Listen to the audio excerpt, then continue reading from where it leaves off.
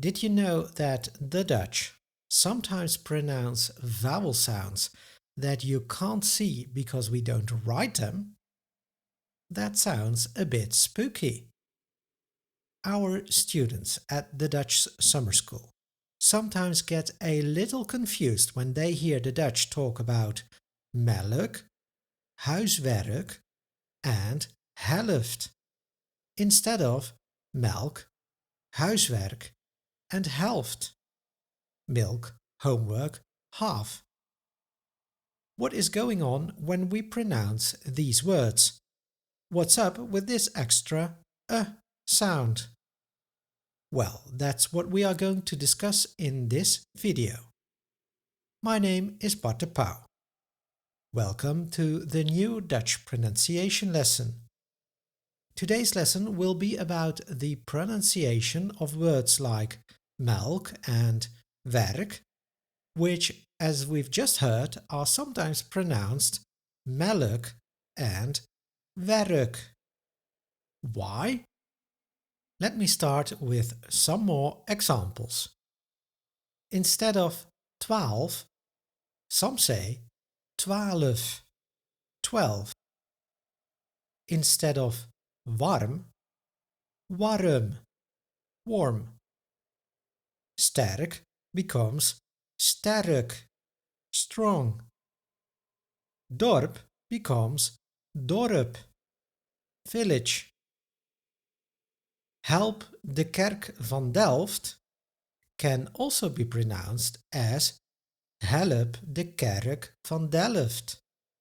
Help the Church of Delft, a city in Zuid-Holland. Now, did you hear the difference? We hear a tiny extra in other words, the schwa, stomme e or the mute e that I discussed in the previous lesson, but we don't write any letter to indicate this sound. Linguists call this extra sound a svarabhakti vowel. Now that sounds really like the name of a ghost. Svarabhakti is Sanskrit and it means something like separating sounds. But why? Why is this extra sound used in words like we have just seen? The answer is simple. To make life easier. It is just more easy to say 12, warm, and werk than 12, warm, and werk. 12, warm, work.